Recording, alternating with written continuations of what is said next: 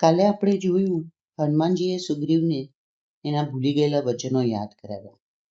હવે આગળ શું થયું તે જાણીએ. બોલો જય શ્રી રામ, જય બજરંગબલી. લક્ષ્મણજીનો પુણ્ય પ્રકોપ. ઋષ્યમુખ પર્વત પર એકાંતવાસ સેવતા રામજી અને લક્ષ્મણજી ધીરજ ધરીને બેઠા હતા. પણ વર્ષા વીત્યા પછી 1 મહિનો પસાર થઈ ગયો ત્યારે રામજી અકળાઈને બોલી ઉઠ્યા, લક્ષ્મણભાઈ, વર્ષા ઋતુ વીતી ગઈ અને શરદનું આગમન પણ થઈ ચૂક્યું.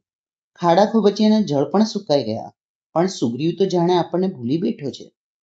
પછી આપણે આપેલા વચનની યાદ તો એને આવે જ ક્યાંથી? જાનકીજીની વિષાદઘેરી મૂર્તિ રામજી સમક્ષ તરવરી ઉઠી અને તરત જ જાનકીજીના વિરહથી વ્યાકુળ બનેલા હૃદય પર હાથ મૂકી રામજી બોલી ઉઠ્યા, સુગ્રીવ સ્વાર્થનું પૂતળું છે. ગરજ સરીને વૈદ વેરી મનમાં ધારતો હશે કે ચાલો આપણું કામ તો પતી ગયું, માથેથી મોતનો ભય ગયો, ઉપરથી આવડું મોટું સામ્રાજ્ય સાંપડ્યું. હવે અન્યના ઝઘડાની આગ મારા રાજ્યમાં ક્યાં લાવવું? એ વનવાસી મારું શું બગાડી શકવાના છે? પણ એ વાનર સમ્રાટ ભૂલી રહ્યો છે લક્ષ્મણ. વાલીનું વધ કરનારનું બાણ મારા ભાતાનું પાછું આવીને અન્ય અત્યાચારીનો સંહાર કરવા તત્પર થઈને બેઠું છે. આટલું બોલીને રામજી પંપાપુર તરફ જોઈ રહ્યા. વીરવ્યથામાં રામજીના મુખમાંથી સુગ્રીવ પ્રત્યે ઉશ્કેરાટ ભણી વાણી નીકળી ગઈ. રામજી તો એ હૈયા વરાળ કાઢી બિલકુલ શાંત બની ગયા.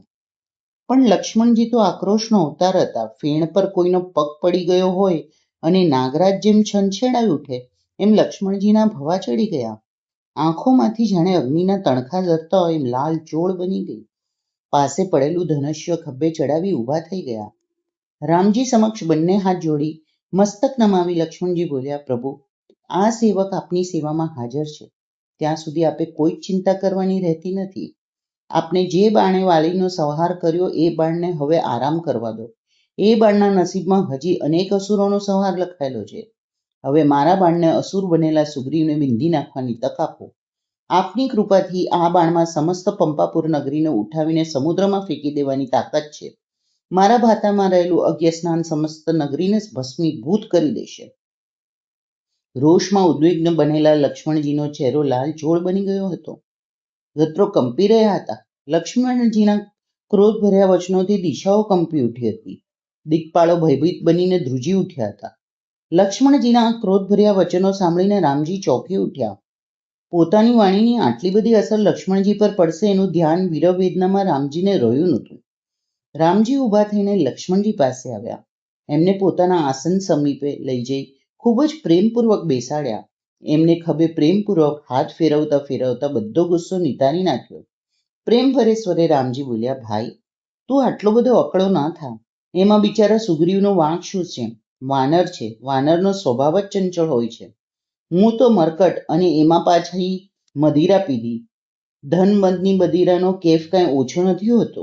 આપણે મોટું મન રાખી એને ક્ષમા આપવી જોઈએ. લક્ષ્મણજીનો રોષ હજી ઉતર્યો નહોતો. રામજી સામે જોઈને બોલ્યા, આપની અંતરવેદના થોડી વાર પહેલા જ આપે વ્યક્ત કરી. એ સાંભળીને તો મારે રૂવાડે ક્રોધ વાપી ગયો. આપ એનો વધ કરવાની વાત કરવા લાગ્યા. એનો વધ કરવાનું કષ્ટ આપને ઉઠાવવું ન પડે એટલે એની શાન ઠેકાણે લાવવા હું તૈયાર થઈ ગયો. ભાઈ, માનવ લીલાનો પાઠ બરાબર ભજવતા રામજી બોલ્યા, ભાઈ, એ બધો તો વીરવેદનો પ્રલાપ હતો. એ પ્રલાપ આ આશ્રમ પૂરતો હતો. માનવ મન સહેજ એ રોષનો અગ્નિ તો અહીં જ પ્રગટીને અહીં જ ઠરી ગયો. પણ તું તો સમગ્ર પંપાપુરને ભસ્મીભૂત કરવા તૈયાર થઈ. પણ એ સ્વાર્થાગ સમજે નહીં તો એની શાન ઠેકાણે લાવવી જ જોઈએ. લક્ષ્મણજીના હૈયાનો આતશ હજી બુજાયો નહોતો.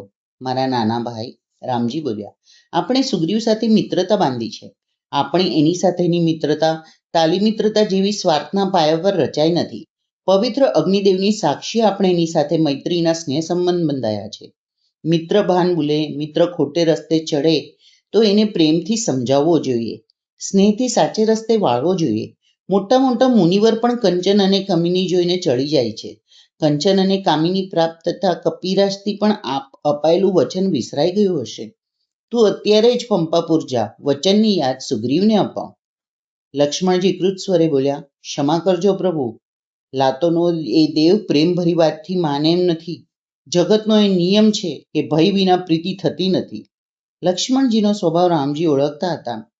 તપેલું લોઢું તરત જ ઠંડુ પડતું નથી. લક્ષ્મણજીના ખભે હાથ મૂકી બોલ્યા, પણ ભાઈ, મારા નામનો જ બતાવજે. ભયસૂચક ધમકીનો અમલ તરત જ ન કરી નાખતો. ધમકી ભરી તારી વાણી સાંભળતા જ એ વાનર રાજા ગાત્ર શિથિલ બની જશે. રામજીના મધુર વચનોએ લક્ષ્મણજીના અંતરમાં વ્યાપેલા ક્રોધાગ્નિને ઠારી નાખ્યો. લક્ષ્મણજીએ તો પ્રભુ ચરણે જ પોતાનું જીવન સમર્પિત કરી દીધું હતું. પ્રભુની ઈચ્છામાં જ એમની ઈચ્છા સમાયેલી હતી. રામજીની આજ્ઞા સિરે ચડાવી પંપાપુર ભણી એ જ વેળાએ ચાલી નીકળ્યા. ધુઆ પુઆ થતા લક્ષ્મણજી દુર્ગના દ્વારે આવી ઉભા રહ્યા. દ્વારપાળોએ એમને વિનયપૂર્વક વંદન કર્યા, પણ લક્ષ્મણજીએ વંદન ઝીલવાના બદલે ક્રોધ ભર્યા સ્વરે ગર્જના કરતા કહ્યું, ક્યાં ગયો એ વાનરરાજ? અંતપુરમાં રાણીની સોળમાં ભરાઈને બેઠો છે કે શું? હું આજે એના સગળા સુવૈભવ ભૂલાવી દઈશ. એની સગળી ધુમાકીને તોરાઈ કાઢી નાખીશ. એને યમ સદન પહોંચાડ્યા વિના હું પાછો ફરવાનો નથી. લક્ષ્મણજીની આ મેઘગર્જના પંપાપુરના દુર્ગની દિવાલો સાથે પડછાતા સમગ્ર નગરમાં ગાજી ઉઠી. પૂરવાસીના બેકાળા બની આજુબાજુ દોડવા લાગ્યા. લક્ષ્મણજી આગળ વધતા બોલ્યા, સમ્રાટ પદની પ્રાપ્તિ થતા સુગ્રીવની આંખો બોચી આવી છે. રામજી પ્રત્યેનું બાકી રહેલું કર્તવ્ય એ ભૂલી બેઠો છે.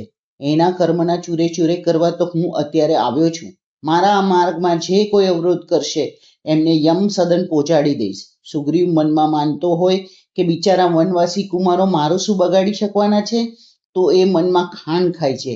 આ કાંડામાં, આ ધનુષમાં, આ બાણમાં સમગ્ર નગરીને ભસ્મીભૂત કરવાનું પ્રલયંકર બળ્ય પ્રાપ્ત થયું છે.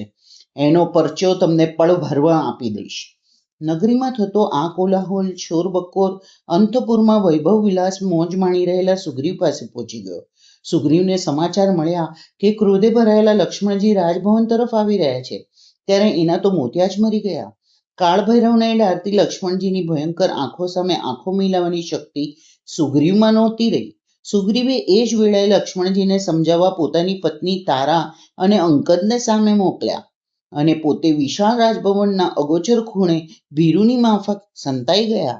સુગ્રીવ આમ તો પહોંચેલી માયા હતો. સ્ત્રી પણ લક્ષ્મણજી ક્યારે પ્રહાર નહીં કરે એ વાતે જાણતો હતો.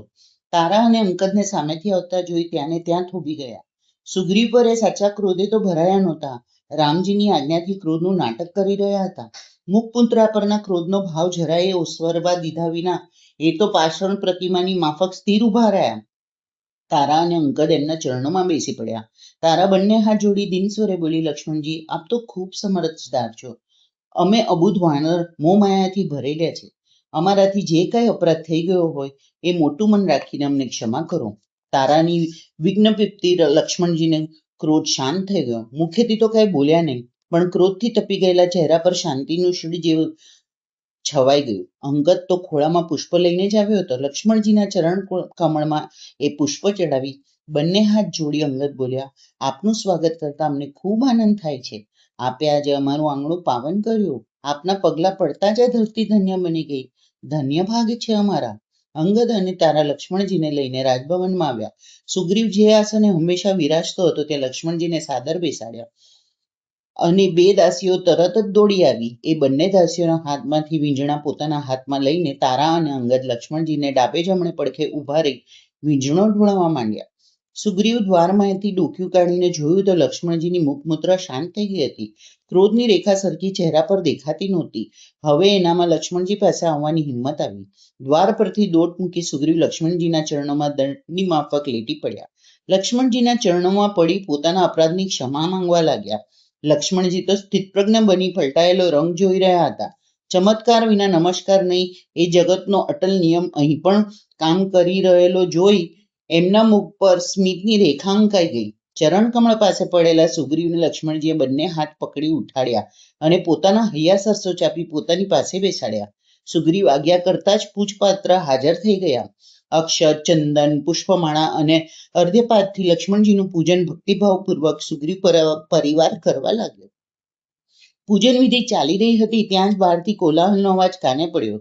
સુગ્રીવના સર્વા કાન ચમક્યા. ત્યાં તો દ્વારપાળ ખબર લાવ્યા, મહારાજ, વાનરોના ટોળે ટોળા દુર્ગની બહાર આવીને ઊભા છે. સેનાનાયકો સાથે હનુમાનજી આપને મળવા આવી રહ્યા છે. લક્ષ્મણે સામે જોઈ હર્ષભર્યા સ્વરે સુગ્રીવ બોલ્યા, લ્યો, વાનરોની સેનાને લઈને હનુમાનજી આવી પહોંચ્યા. આ હનુમાનજીએ જ મારી લાજ રાખી છે.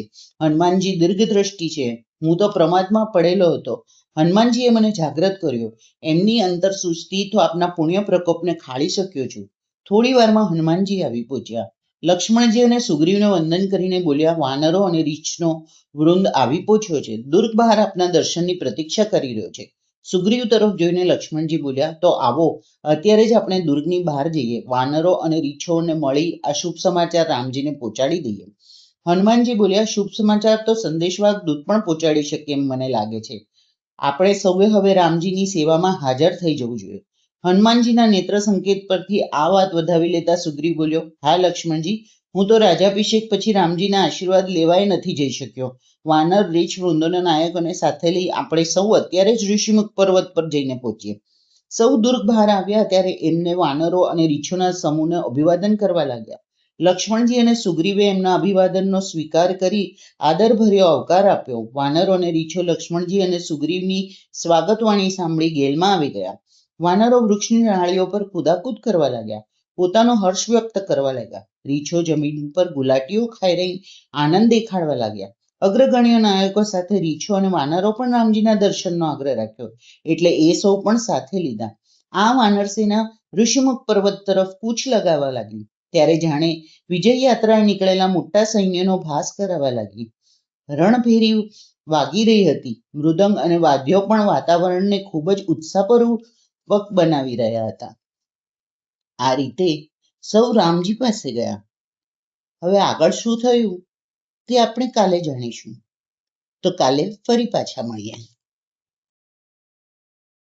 જો પ્રભુનો ભાવ તમારા હૃદય સુધી સ્પર્શે તો સબસ્ક્રાઇબ કરવાનું ભૂલતા નહીં. બોલો જય શ્રી રામ, જય બજરંગબલી.